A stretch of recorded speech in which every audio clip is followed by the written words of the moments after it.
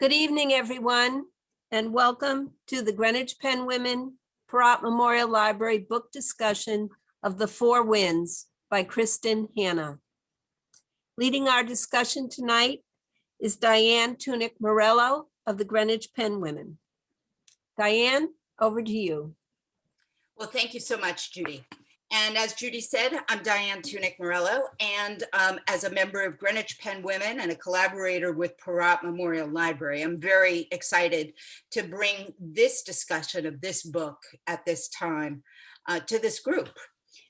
I had really proposed this book for a couple of reasons. One is I'm a very big fan of Kristin Hannah, and I like the way that she creates particular times, and she's very rich in her stories. And I cry quite a bit in the stories that she produces. I also characters, and we'll talk about this extensively, hopefully, in this, is very touching and quite personal. She takes very big ideas and brings them down to a level that people can feel touched by the heartache and the joy that the players have. And then finally, this book in particular has a series of themes in it that we will touch on that mirror what we're facing today in the United States and what we've seen for the past 10 to 20 years. I'm going to ask you, and know that some of you have read the book, and I'm eager to hear from you about what you're doing here. I also know and expect that some of you have not yet read the book, or you will be starting it soon. There may be some slight spoilers in here. But the story is rich and full and has many different characters and many different locations, and is well worth reading and taking it further in here. At the end of this session, you will see on the chat line, we'll have some ways that you can follow on to get some source material, because this is a rich vein of American history that many of us, most of us, have not experienced and have only read about or seen in movies and the Hollywood treatment of this. I'll tell you what we're going to be doing here now, and I'm going to ask you to come along with me and think about some of the things that you might enjoy. For instance, do you have a passage that you have? Was there a particular part of the book that really sang to you? Think about that as we go through. We're going to be approaching things through characters, through the rich and deep relationships that are in this book, and also through a number of themes. So feel free to step in and participate. We're going to, once you raise your hand, we'll probably ask you to mute yourself after you've spoken, so that you can be in control of when you speak and how you're muted. First, I want to start out with a synopsis of this so that we can all get refreshed about what this book is, and also for people who aren't familiar with it, that they can learn a little bit more about this. We start out in 1921 in Texas, and the lead character, Elsa Wolcott, is a lonely and unloved woman, a spinster, they called her, at the age of 25 in Texas. She goes out one night on her birthday, dressed in a red dress, to the speakeasy, to her parents' horror, and she meets a dashing young man named Rafe Martinelli, on her 25th birthday, as like a birthday present for her. And the encounter that she has with Rafe sets in motion an epic journey of hope, despair, and survival. Elsa gets pregnant, and her parents, who are cold, very cold to her, Elsa gets pregnant, her parents dump her, take her in their car and dump her at the farm of Rafe Martinelli, and then leave without a word. Rafe, who was expected to go to college the next day, the first Martinelli in America to go to college, ends up staying at the farm. And it's through Elsa's eyes and through Kristin Hannah's words that we witness the emergence of the Dust Bowl, this vast climate catastrophe in the middle part of our country. This in 1930s takes its toll on the family's farm, which is parched and barren. We feel for Elsa during her lonely life in Texas as her husband, Rafe, gets more and more distant. We feel for her during her trek from Texas to California, now with two young children, Loretta and Anthony, and Ant in particular, unless he leaves Texas and the Dust Bowl and these horrible dust storms, will die of what's called dust pneumonia. And we especially feel for Elsa when she and her children in a beat up old jalopy and truck settle into the squalid migrant camps in California. The colorfully lush land that we associate with California obscures a level of inhumanity and anti-migrant prejudice that neither she nor her children could ever have imagined. With extraordinary persistence, Elsa gains a voice, and she stands up to the mistreatment and unfairness she faces. Each time we see this, we want to root for her. First, she makes her voice heard among PTA members and mothers who simply disdain her for being a migrant, turning in the other direction because they imply that she smells.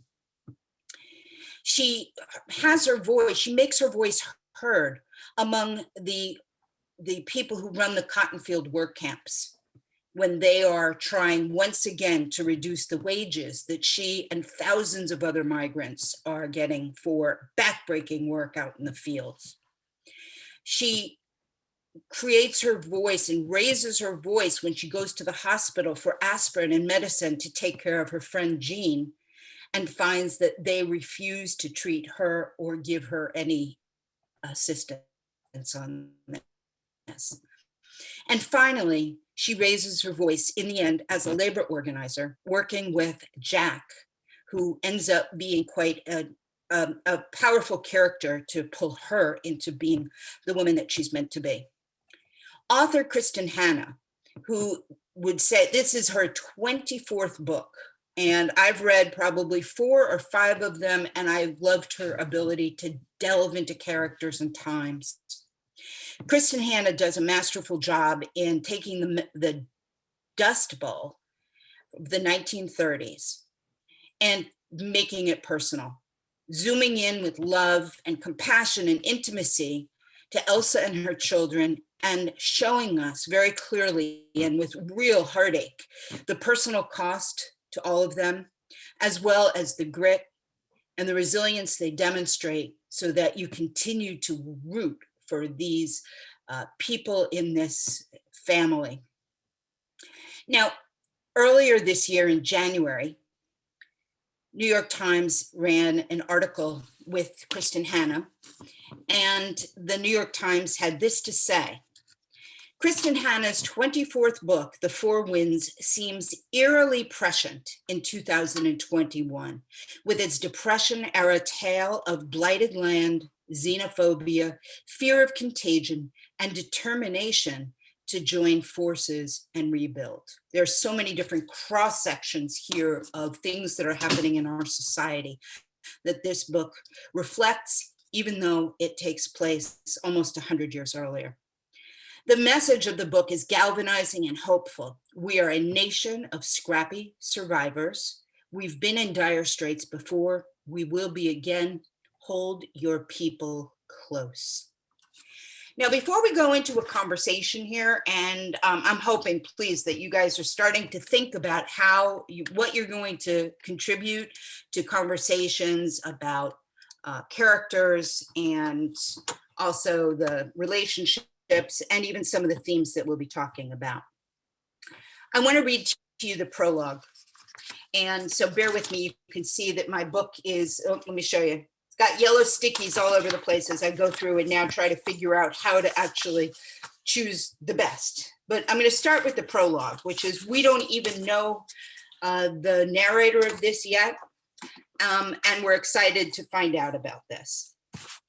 Hope is a coin I carry, an American penny given to me by a man I came to love. There were times in my journey when it felt as if that penny and the hope it represented were the only things that kept me going. I came west in search of a better life, but my American dream was turned into a nightmare by poverty and hardship and greed. These past few years have been a time of things lost: jobs, homes, food. The land we loved turned on us, broke us all. Even the stubborn old men who used to talk about the weather and congratulate each other on the season's bumper wheat crop. A man. It was always about the men. They seemed to think it meant nothing to cook and clean and bear children and tend gardens, but we women of the Great Plains worked from sun up to sundown too, toiled on wheat farms until we were as dry and baked as the land we loved. Sometimes, when I close my eyes, I swear I can still taste the dirt. That is our first meeting of Elsa. Now, for background here, the Dust Bowl was the name given to the drought-stricken southern plains, going all the way across Texas, Oklahoma, Arkansas, Kansas, Colorado, and New Mexico. High winds and choking dust swept the region from Texas to Nebraska, and people and livestock were killed and crops failed at an amazing magnitude across the entire region.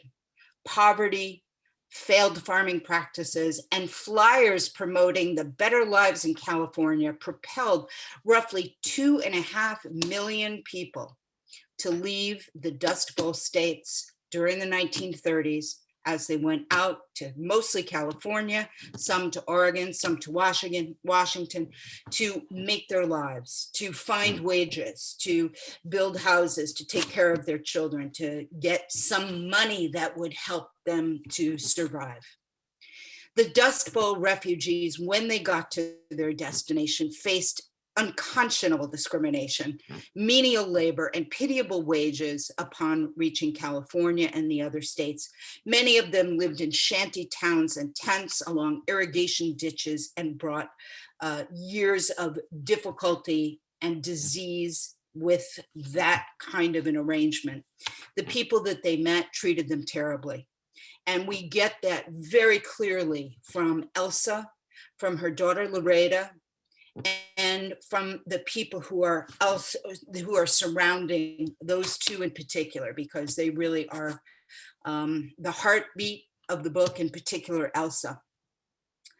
So I'm going to leave it at that for the backdrop. I will say I was moved by this book. I read it again over the past couple of weeks, and after reading it on an ebook, I borrowed a book from somebody and read it again. As you can see, all those yellow stickies in there. I thought I would just jump right through this and skip pages and entire sections, but in fact, I read every single one, and I found myself wiping my tears off again in this book, because that is what Kristin Hanna does so well, as she creates these characters, these three-dimensional characters, almost all of them very good. We'll talk about some of that later. And as we feel the fear, the sadness, the despair that these characters feel, and also really relish the moments of joy, few and far between though they may be, relish the moments of joy that she has with her family and her friends around them. So now it's our time to open up and have a bit of discussion. I'd be really grateful if many of you who are on Zoom and have cameras can activate your cameras so that we can see your animation and your conversation and your faces as you share how this book felt for you, what you learned about it, and the like. I want to start with the notion of characters, and in particular, which characters does Kristin Hanna paint most vividly? What are the ethical and moral qualities that come to life? With whom would you spend time if the characters came to life and were invited to your backyard, for example? And whom would you shun? And I will add this one other comment from Kristin Hannah herself. She says, what I really care about is the internal journey, the change that occurs during times of hardship. I believe that hard times reveal character, and that is often my focus. And that's a message to me as well as when I start going through and writing my book, to really focus in on those characters and have all of these three-dimensional characteristics stand out here and the turmoil that they face. So let me hear from you about the characters. Whom did you like? Who did you hate? Who do you wish were more richly portrayed? Who was really excitedly drawn that you would like to know that person? I'm going to stop talking now, and I'm going to wait for people to come back in on this one. Would you like Jess to unmute everyone or give them the ability to unmute? Yeah, that's a good idea. So we're going to ask you to please mute. Jess will unmute everybody. And then if you're not on, if you're not speaking, then mute yourself so that you have some control over it. But please do participate, and let's join in this great conversation. Yes, everybody has the ability to unmute themselves, and it looks like it looked like Christine had unmuted herself, but feel free to unmute yourself and start the conversation. Oh, there's Christine. Yeah, no, I was impressed with Elsa, and it did remind me, you mentioned, it did remind me what we're all going through now with COVID.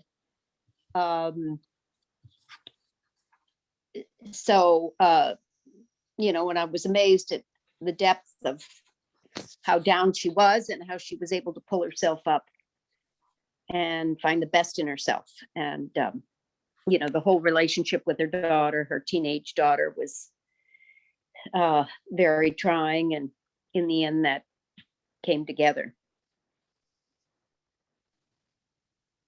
But Elsa was, How about other people? Elsa? Was very impressed. I was very impressed with her. Yep. Her character. Just identify yourself when you speak. Tricia? Yes, hi, this is Patricia Sheridan. I was very impressed with Loretta.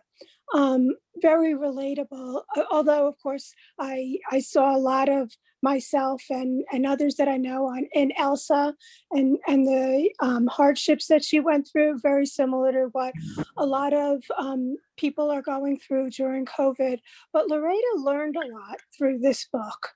You know, as all of us as daughters learn from our mothers, you don't realize what you're learning at the time, and then you look back, and she was looking back at her life with her mother and how brave her mother was, the quote that her mother really was a warrior, but she didn't see it at the time. And you know, to actually leave the farm and drive across the desert to this hope of this better world for her aunt, since he was so sickly, and for her children to be able to support them. She had to live through a lot of hardships. And then when you said, you know, people that we disliked in the book, you know, the way that the local people treated her and the other, what do they call them, Okies, that had immigrated to California, and very similar themes to today, that people feeling that people that are coming in are taking their jobs from them and not being sympathetic to some of the suffering that others may be facing, but really looking at these individuals as not being as good as they are. So I thought that was very, very moving, and learned a lot from this book, but could definitely relate it to a lot of the things that we're seeing here in the United States today. Denise? Hi everyone. I'm Denise Brody. Thank you so much for doing this. I'm enjoying, and I have enjoyed the book a lot, and I agree with everyone has said. For me, one of the characters that I appreciated was Elsa's mother-in-law.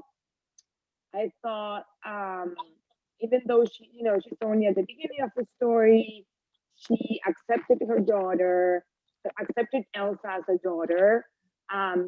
She, even though at the beginning she hesitated, a little bit, and she knew that her son was about to go to college, and she kind of was ruining his son's life. Then she kind of accepted her and loved her, and I think that kind of gave Elsa courage to feel brave and to do what she did. And coming from a house where she was not loved and accepted because her parents were, didn't see her. They kept telling her she was not beautiful, she was not smart, she was useless. And then when she went to her in-laws and she kind of started to learn how to cook, how to clean, and they appreciated her and they took her value. So for me, that was something, that character is something I appreciated. Yes, I would say, this is Judy from Parat. My in-laws were first generation. Well, they both actually came here. My mother-in-law and father-in-law, one from Ireland, one from Naples, Italy. And this, the tremendous work ethic and the love of the land that Tony and Rosa exemplified, and the love and the foundation that they gave Elsa. I don't think she could have gone on to do everything that she does in the story without that foundation, because she certainly didn't get it from home. So I was really touched by her in-laws and could relate to them as similar to people I've known in my own life. Yeah, I felt the same way about this. And I'm just going to read you a brief comment here about this that Rose speaks about. She says, it took me to, she's speaking to Elsa. She says, it took me months to see that you were a woman more capable of love and commitment than anyone I've ever known. You were the best thing that ever happened to my son. He's a fool to have missed that. And then she goes on and say, what damage I did to Raffaella by loving him too much, I fear your parents did to you by loving you too little. And she says, Elsa, I don't know about your youth or your illness or what your parents said or did, but I know this, you have the heart of a lion. Don't believe anyone who tells you different. I've seen it. My son is a fool. So wow. I agree with you on this one. I think that the character of Rose and Tony, who really watched their son, the promise that they had for their son kind of evaporate, and in their place, they didn't much like Elsa when she joined the family. And remember, she had no other family now to turn to. And they didn't much like her, but then they grew to like her because of her commitment, her work ethic, and the love that she had for her children. I found it in that vein. I agree. Rose was amazing. But you said, who didn't you like? And we're all sort of walking around it. Her parents were a disaster. The fact that they never came around. I mean, okay, they were not loving as she was growing up to begin with. She gets pregnant. It blows their image of who they are, so they can't cope with it. But they never, ever came around. She got married, she had children, they never came around. And I just find that unbelievably appalling. It just shows how small they really are. Right. And, the interesting thing about this, Leslie, is that, and I was started to think about most of these conversations about the characters we start to see are actually maybe in the first third of the book, the first quarter of the book. The Walcotts themselves were in there for just a flash, but they made such an impact on all of us because they were so ice cold and despicable as you can imagine on this. And they're painted that way. I mean, there is something that Kristin has done and Kristin Hanna has done in this that has made the bad people really bad and the good people heroic. Right, and their absence, it's like silence speaks volumes. Yeah, Their absence was felt very strongly. Or putting, or rejecting Elsa when she came to show them her baby. And I mean, that was so awful. I hated them. Now, you mentioned them as the people that you're moving around and kind of skirting, but I'd like to talk for a couple of minutes about Rafe. As not only as a character, he seems to me a bit of a prop who kind of gets the story going, but he is a symbol of something. What did we think about Rafe? Do we know Rafes in our life? There's something appealing and charming about them. But what do we think about him and Elsa and the children? I think he's a very sorry character. He never loved her. Oh, sorry. Sorry as in pitiful? Sorry as in pitiful. I think he was a dreamer, but he was not focused on what his dreams were, and he didn't know how to follow through on them. And he lived in this dream world. I couldn't dislike him the way I could dislike her parents, because there was something very sad and I don't know, pitiful about him. He wasn't intentionally bad. He wasn't intentionally mean. At least that's not the way I read him. But he couldn't figure it all out. Well, spineless too. Yes. Yeah, but he did marry her, you know, and she spent her whole life, back to the parents, but she spent her whole life trying to overcome the damage that her parents had done to her. And she I don't know, has everybody read the book?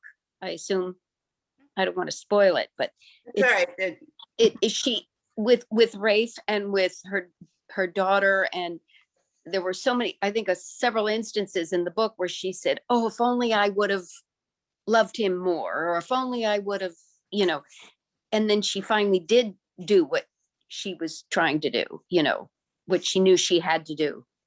And it was just the whole evolution of her becoming stronger and stronger throughout her life, to counteract the damage done by her parents.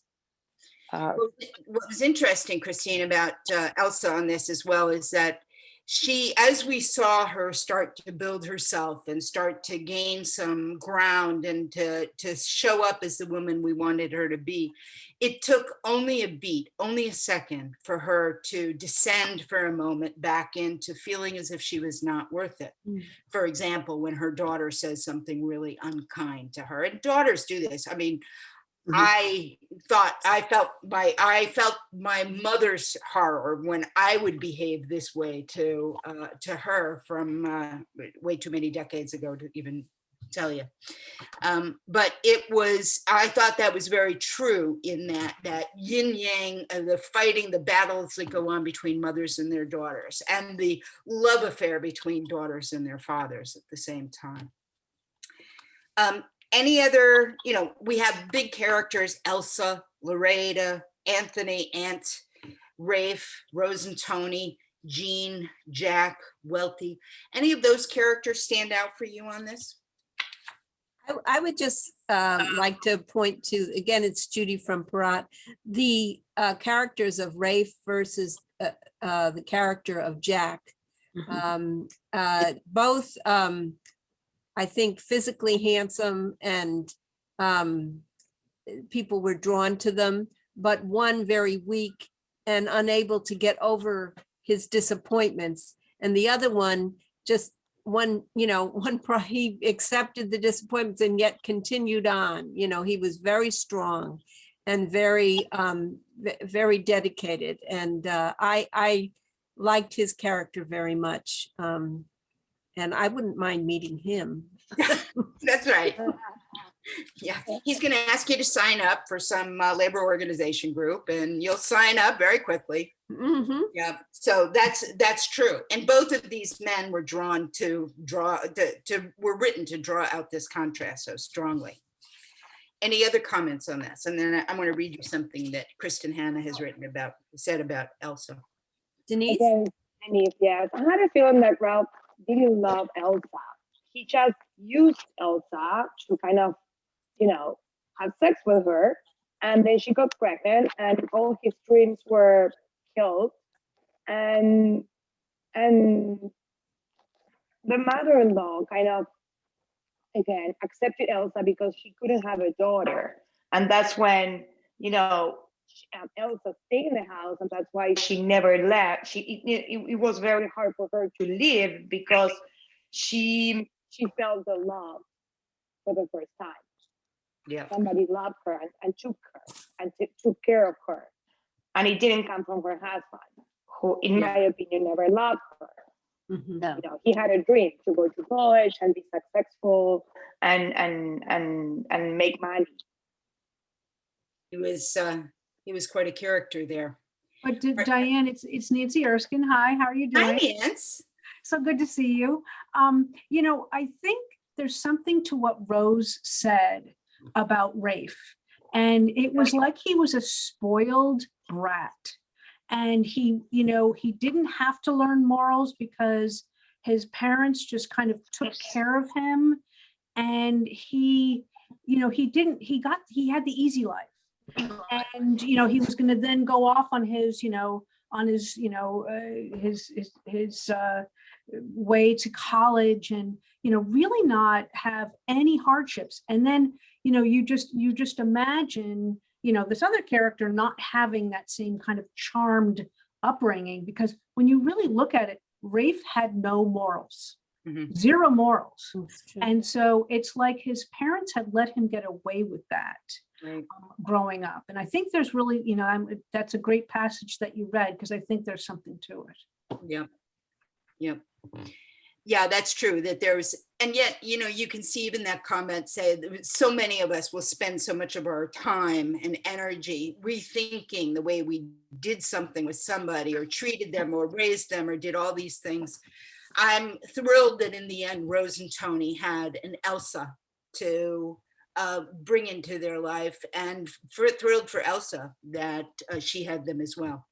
Let me read something briefly here. This was a citation from Kristin Hanna in one of the interviews I read. This, I think, is fascinating, particularly for those of us who like to do writing. In truth, Elsa was a surprise to me. When I began this novel, it was Loreda's story. Loreda as a young woman faced with the deprivation and hardship of the drought and the depression. Elsa was a secondary character. She was Rafe's wife. As I wrote, Elsa simply willed herself to life in scene after scene. I kept coming back to her, this woman who had great strength but didn't know it. Who'd been marginalized by both her husband and her family.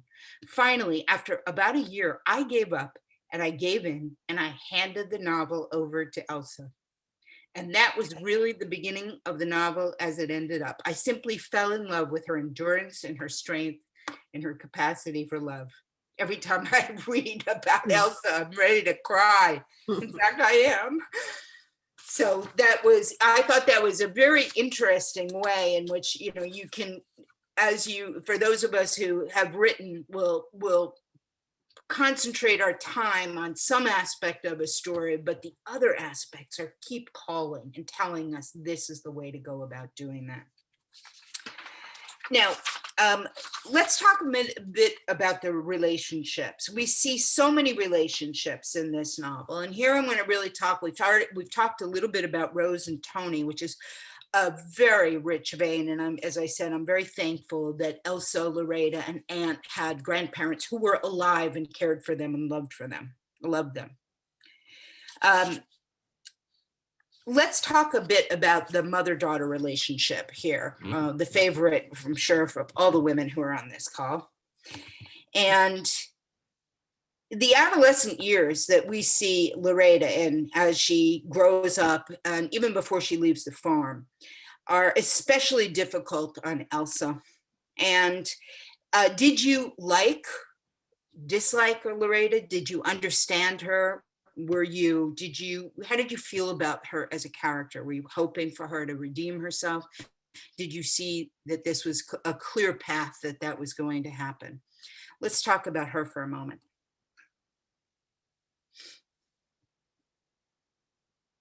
This is where you talk. Well, I have sons, so I did not have that experience. But you were a daughter. Right? I was a rotten adolescent, so I certainly could relate to it. I always liked her. I always felt that there was something, even when she was at her nastiest, I guess is the only way to say it. I mean, she got caught between a rock and a hard place. She was in love with the father, who turned out to be a rat. And she was in love with this guy. She thought he was the world. She believed him. She believed in his dreams, and she saw her mother through his eyes. So she didn't have a good starting chance with that. You know, she really had to overcome that. It took her a long time once she realized what had happened, and the father had in fact left them. And left them, not just left Elsa, which is what was easy for her to think. But he had left them. He had left the whole family. And once she came to terms with that, she started realizing, you know, who her mother was and what she was. So I thought she came around in plenty of time for them to have developed a good relationship. And I thought that was very beautiful. Now, the entire story spans about 18 years from the moment we meet Elsa until the end of the story, before we actually think about or learn about Loretta's end. And so even in that time frame, the time that we see Loretta, for example, or Aunt, is maybe 2 years of this. I think they were 13. Loretta was 13 when they left the farm. And by the time we see her going off to college at the end, she's only 18. So there was a lot of life packed into very few years. Let me read a bit for you from the book, The Four Winds, about Elsa and Loretta. Elsa felt a deeply rooted shame in what she'd always done. She disappeared. But all the while she waited, prayed that both her husband and her daughter would someday see how much she loved them, and they would love her in return. Until then, she dared not push too hard or demand too much. The price could be too high. I presume in part of this that she was afraid that if she were as strong with Loretta as that she could have been, she was afraid Loretta would leave. And we saw that at least once in here where Loretta packed her little hobo kit and went away to go live someplace else for about 5 minutes. So I think these things are, again, I find this Elsa to be so rich, and I see myself in this character, or at least knowing this character and feeling for her all the time. Now, Jack, let's talk about Jack for a minute. Before we go off into some of the themes that we might discuss here, let's talk about Jack. Is he a rich character to you? Is he three-dimensional? Does he symbolize something? Was he used as a way to create a symbolic counterpoint to Rafe? I mean, there's some indication that he might have been. But what do you think about this character? Was it as well drawn as you wanted? Was there something that you wanted more about the Jack character? Let's hear from you.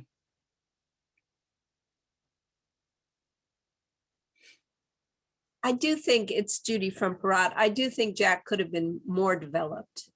We certainly learned that he has a history of trying to unionize groups, and we know that he was his mother was a single parent, and he was very close to her and holds her in great esteem, and credits her for his success in life, such as it is. I think I would like to have seen him fleshed out a little bit more.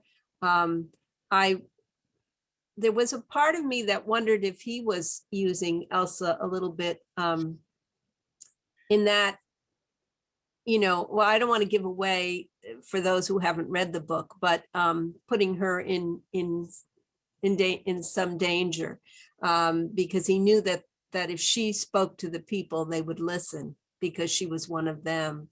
And I was I was very nervous about that for her. I mean, as much as I appreciated and respected her for it, I was worried about her. So I guess I had some questions about that, but I do think the character of Jack, for me, could have been a little bit more developed. Yep. Anybody else have any comments on Leslie that? again. I have to say the reason I love Kristin Hanna, and this is the third book of hers I've read, is that she writes her women. She really definitely focuses on the women characters, and the stories are about the women in the women and their places in history, much more than even the family relationship. So I thought Jack was pretty well drawn for her. I found there is a comment that was made in some of the prompts and questions they suggest for this book, and this might be a good time to do this. Ron Charles is a writer for the Washington Post, and in his review of the novel, he states, "The heroines of The Four Winds are purely heroic, its villains wholly evil. Hannah never risks ambiguity. Her pages are 100% irony-free," says Ron Charles. Now, the question back is, does The Four Winds present a black and white moral universe? And as he suggests, or is there anything wrong with that if he does? So if she does, anybody have any thoughts on that? I just wanted to point out in the chat, Betty Mokarski has a comment. She says, "I thought that Jack was a little too slick for me. Everything seemed to come so easy for him, even though he was surrounded by conflict." So, and I would agree with that. Yeah. So Betty, thank you for putting that in the chat. If you want to say anything else about that, please unmute yourself and join us on this one. That is a great point. I kind of felt the same way too. Maybe a different form of the charming guy. But I thought it was really interesting with this idea that there were the women were all heroines, and the men were all, or the villains were real villains. And I think that's a valid point in this. I don't mind it. I kind of enjoyed loving the women, and not every man was terrible, but they did tend to have a kind of be painted with the same brush. But I did think that it would be interesting. There could be some characters in there who, even out in the shanty town, were stealing or hurting or something like that. Some way of presenting human beings in their many dimensions on that. So. This is Pat Sheridan. I just wanted to make a comment. I agree with the other young lady who talked about her other books. I think I've read quite a few of her books, and the women are the main characters. The men in her book are secondary characters. And so to me, Jack is a secondary character. Jack was an opportunity to give her a voice, which she didn't have a voice prior to Jack coming into the picture. And it also gave her an opportunity to feel she was beautiful in the comments that he made. Throughout her life, she was told that she wasn't beautiful by her mother and father, and she believed that. So I think he brought it all together as a secondary character to give her a voice and to make her feel beautiful. And I think that was important in the book. Yeah. And that's a good bookend that we have Yeah. bookend. We have Rafe at the beginning, the bookend in the Mhm. beginning, and we have Jack at the bookend at the end. Right. Sorry to interrupt. No, that's all right. And the idea is, Kristin Hanna is unapologetic about writing books about women. And she also, as a result of that, has to deal with being labeled as genre fiction for women. But I have spoken to a number of men who, believe it or not, have read this story. I was shocked. And I don't know why, but I didn't expect it. I do think she appeals to women too. But they loved the story and they liked the characters and the richness of this. But Kristin Hanna, it would be interesting if she actually does at some point create a story about men. By the way, she's written one of my favorite books of all time is The Nightingale that she's written. And that is coming out as a movie next year, I think, with Dakota Fanning and Elle Fanning as the sisters who drive that entire book. And they're too, the men are secondary, they're mean, they're users, and the women are extraordinary heroines in this case. I love that book. Absolutely love that I book. did too. And actually, I just finished Yeah, my The Great favorite. Alone, which is the last Oh. is also That's always that too. quite heartbreaking. Another great one. Another great Yeah, one. So right. another great one. But I think that I think to your point about knowing some men that have enjoyed this, it's not just the characters that propel her story. So I mean, we're talking about the characters as the drivers for this story, but they're very important to it. But I think it's their relationship to history, and there is actually a great deal of fleshing out of different aspects of history in all of her books. I mean, for me, I have to say I'm not a very good student of history. I wasn't a very good student of history. I learn about it from historical fiction because there I can actually get it. And I honestly had never put two and two together about the Depression and the Dust Bowl. I mean, to me, they were two different things that happened. Yep, and agree. This really puts them squarely together and squarely talks about, as you said at the beginning, this the horror of these people who had real lives and had real abilities and they were not bums. They were coming from other places where they had worked really hard and they had accomplished. They weren't just working hard, they had accomplished. And yet they were looked at, the noses down on them. And that is very similar to what a lot of the immigrant stories today are. I mean, there are doctors who are driving cabs and, all sorts of things that we know.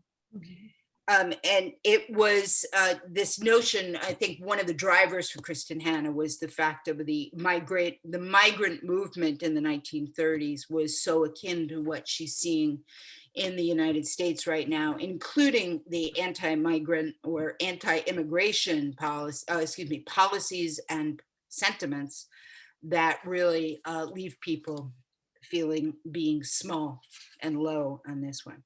So let's move on to a couple of other topics while we still have the time. And Nancy, I know you're in here. So Nancy Erskine, my former Gartner buddy. Nancy, you said you liked this story, and one of the reasons you liked it is you grew up in California, and this story does take place in, so much of it takes place in California. What did you think about that? How did you approach this? And what do you want to comment on? Well, thanks for the question, Diane. I was really thinking about this because I'm a fifth generation Californian. My family was among the first white families to reach California. And so my mother was a fourth generation Californian. So she's 94 now. And she read the book. I sent it to her. And her reaction to me was one of, she said, I am so ashamed of what happened, back then. She was, she was a young, she was a kid, but she remembers how she didn't live in the, area where most of them were. I don't think she didn't live in a, who knows, there may have been some there, but she just said, I just went along, I was told these people were bad and they were dirty and they were sick and they were going to make me sick. And she said, I feel so bad that I felt like that. And so then, and I said, well, Mom, you were kind of young. You really hadn't developed your moral fiber yet. And thank goodness you recognize that now. But then I thought back, and in I think it was like maybe 4th or 5th grade where we had state history, and we didn't learn about the Dust Bowl. We didn't learn about what really happened here. I mean, I think we went right from like, the Native Americans to the missions to like, they just skipped over this whole thing. And I really want to know now, like, what's happening in California? What are they teaching these kids about the Dust Bowl and what it was? Because it's really a stain on the people who lived in California at the time. And so, it had such an impact on me as a book, and especially I listened to it in Audible, and she was interviewed afterwards, and hearing what she said and what she learned would just blew me away, because I just was like, oh my, why didn't I learn this? I learned nothing of it. And I was in California schools till I was in 7th grade. So it had a big impact on me. I mean, all of these things, like what you're suggesting, and what we learn in schools is only going to get more complicated now, right? And it's frightening. So your mom's 94. My mother-in-law is 94, and I am, it astonishes me actually that they were alive at that time when things were happening. Now, your mom was in the midst of that. I find that, California was promised to so many people through these flyers as the land of milk and honey. I could see that Rafe would be in love with that idea, and particularly in Hollywood, that he's going to go be a leading man or do something in Hollywood. But when Elsa and her family arrived there, they are treated so badly. The locals shun them. They deny them health care. That was extremely disturbing in the story. And they label them dirty Okies. And for many of you who've read the book, you know that every time Loretta or Aunt or Elsa heard that word Okies, they were very specific to say, we're from Texas. And nobody cared, because that did not fit with the kind of thinking that people had there, and the fear that was present. I mean, and there was quite a bit of fear in here. Now, let me ask you this. Elsa and her family face poverty and despair both in Texas and in California, but the experience is different. In Texas, the poverty and despair are caused often by weather and policy that the individual doesn't have much to do with or say. In California, the poverty was deeply, deeply personal, and despair was driven often by inhumane behavior, fear, and hatred. So the question I have to you is, what do you think, how do you think what do you think the difference is between what she experienced in Texas with the Martinellis versus what she experienced with her children in California? And do you think she should have left Texas? I don't think she had much of a choice. As you said earlier, her son would have died in that air.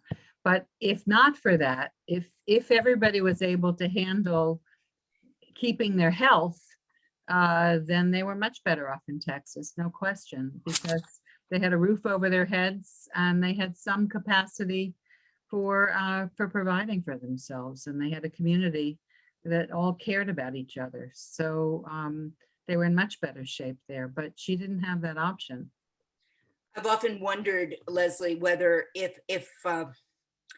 what would have happened to Elsa and Rafe if she had left with him when he asked her. And I have He no doubt, wonders that too. I have no doubt that he would have left for some other reason. There was something about him that just didn't have the strength that was needed to bring a family forward in that situation. He would have done something like that. Maybe he even had more affairs or brought in new babies from other women. She would have still, regardless if he had been there, I think, as you just said, she would still have had to find her own strength. Yeah. And come up and really rescue that family, because he wasn't going to do it. Now, Kristin Hanna said that she was really inspired to get started on this story by the Dorothea Lange's photograph of the woman of the high plains. And this was a very terrific one. We were showing it at the beginning of the scrolling here, of a woman with her hands up, just looking out on a dust-strewn landscape where there was nothing out there but dust and dirt. And I was pleased because between that Dorothea Lange photograph and the other one that many of us have seen, of the woman in a tent with her children draped over her, and she's just staring. Those are really the unsung stories. And I'm really grateful, for instance, that we heard from people who were really working the land and working the house and doing the chores that are things. And it's interesting to me that I've seen a lot of books recently that actually show women and the men are out in the fields, even in some of the stories that took place in the South. The men are always out in the field. The women are always, doing the little gardens and cleaning the kitchen and everything. And I'm waiting for some switch around there to happen. I'll probably be dead before that happens. Now, there were a couple of things in here. Sonora Babb, who is an author who many of you may have heard of, but I think she, in fact, is an unknown member. She is a woman who interviewed a lot of the men and women, and I guess in particular women, who were involved in the Dust Bowl. And she interviewed them. And it's a kind of a sad story in this one, that she revealed all of these stories to her publisher, and her publisher shared them all with John Steinbeck, who then wrote his book and usurped all of her stories. Her book got shelved while his went on to renown, that we still talk about with reverence. But Sonora Babb, her book is called Whose Names Unknown. And in this book, she's used as one of the her comment is used as one of the introductions into the different time frame that Elsa is in. And she says, one thing was left, as clear and perfect as a drop of rain, the desperate need to stand together. They would rise and fall, and in their falling, rise again.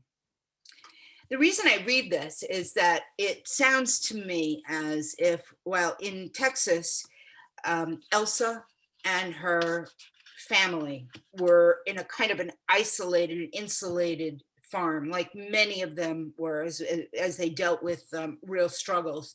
They kind of turned inward and worked together.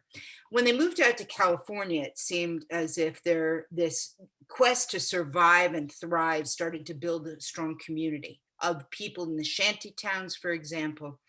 And then even more so when people were really looking to get the kind of wages that they wanted there.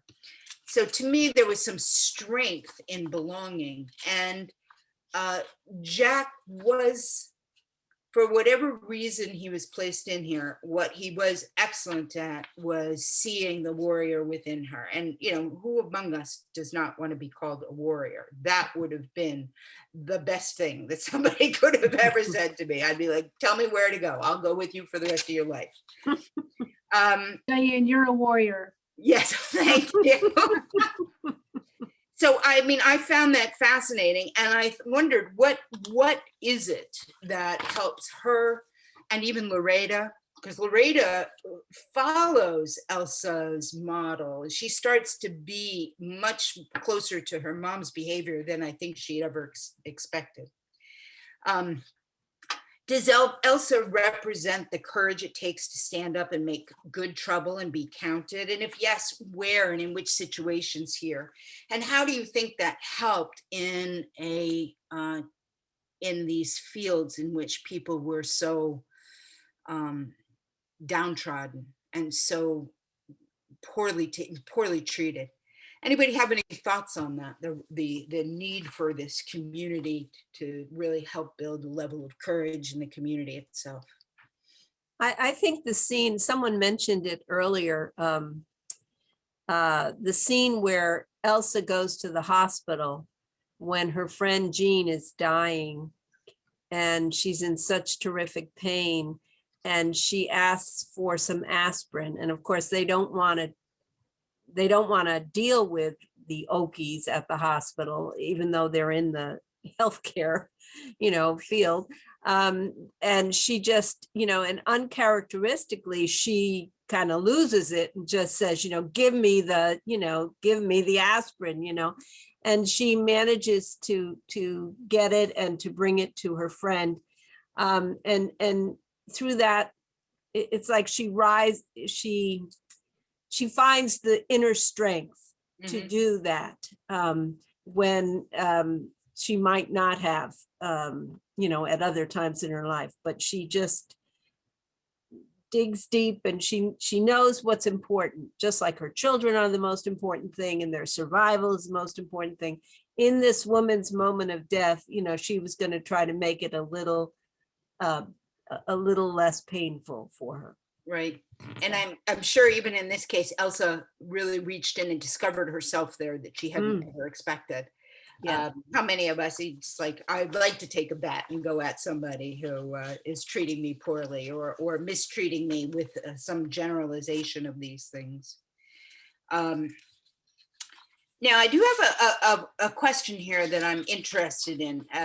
For those of you who have read the book, for those of you who are listening to this, what did you think of the final chapters of the book? Were they satisfying for you? What did you think of Elsa's fate? I'm going to say, I know we told people there are spoilers in there, so if you have something to say, please feel free to say it and put your fingers in your ears if you haven't read it. And where do you think Aunt and Loretta ended up? Step forward 10 years, how are they dealing with their life? But particularly, let's start with the question about, did the final chapters work for you as you were reading this story?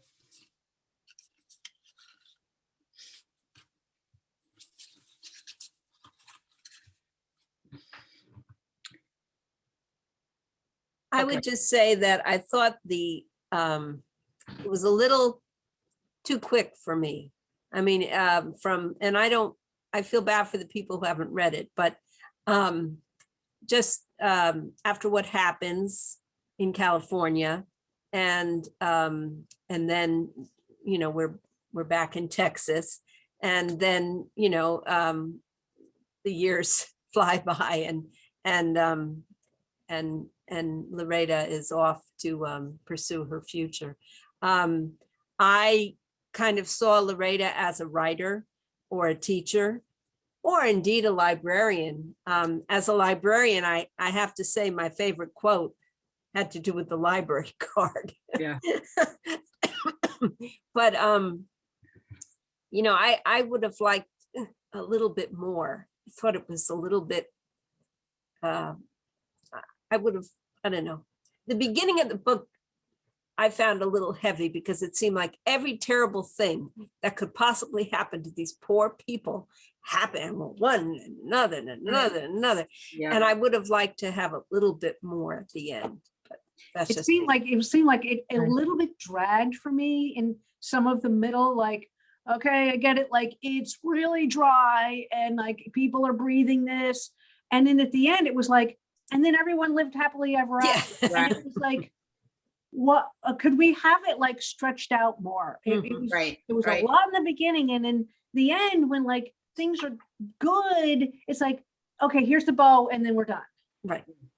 I Yeah. felt It wasn't just good at the end. So, I mean, Right.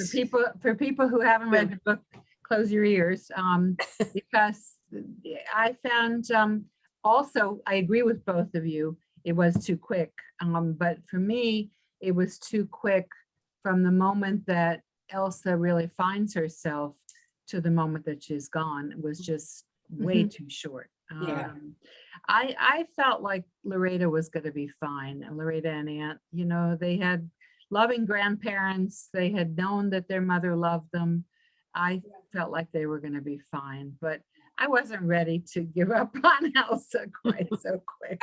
I agree with that. I found myself, for one thing, the structure of the story.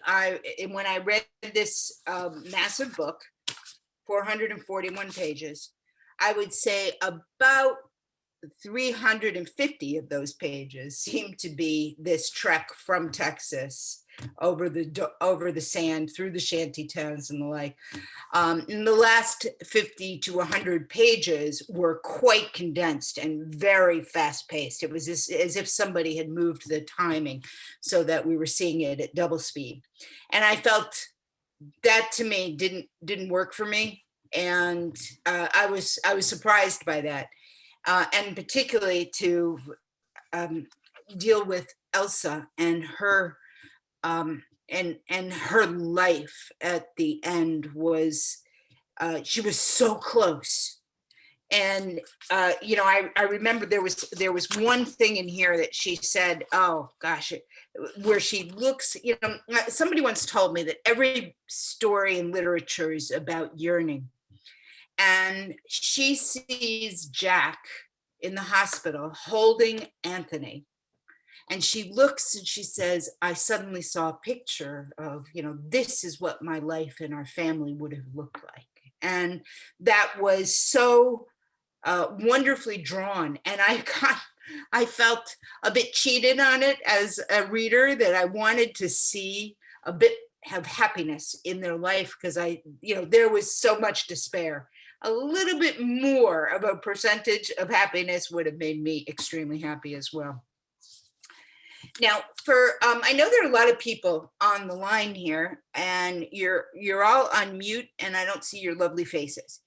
But before we wrap this up, I want to see anybody who's online who we haven't heard from or seen. If you have anything to say about the Four Winds or about Kristin Hannah or one of the topics that we've raised here, now's your time. And we'll give you a couple of seconds to unmute and share your thoughts.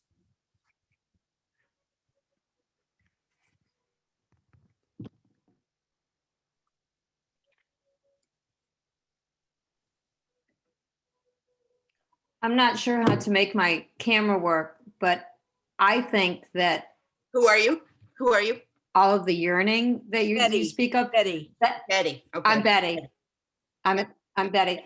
And I think that all of the yearning that you speak of, that hunger and that drive to live and to be healthy and to find some dignity in their life is exactly what makes the story trudge along, because it was a slow march to be able to, even John Steinbeck and his book Scrapes of Wrath, it's the same story. It was slow and nasty and dirty and sad. There wasn't a lot of joy. There's no joy at the end of the book in the Grapes of Wrath. And here, at least, you know, the daughter moves on. Yeah. It's a sad story. Yeah. And Ant moves back with his grandparents, and they will take care of him for the rest of their days. And I expect that no one will ever hear from Rafe again. And Jack will write letters, you know, or stop by when he's going across the country to see things about that. Now, let me wrap up with just a very brief reading here of the comments. This is Loretta at the very end of the book. And I'll read you a couple of things on this because this moved me to tears again. I swear I have to keep wiping tears off this book. A breeze moves through the buffalo grass. In it, I swear I hear her voice and remember her long forgotten words. You are of me, Loretta, in a way that can never be broken. You taught me love. You, first in the whole world, and my love for you will outlive me.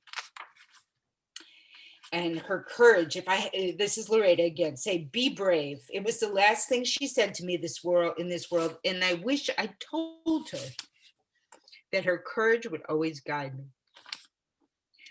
This is how my love for her goes on, in moments remembered and moments imagined. It's how I keep her alive. Hers is the voice in my head, my conscience.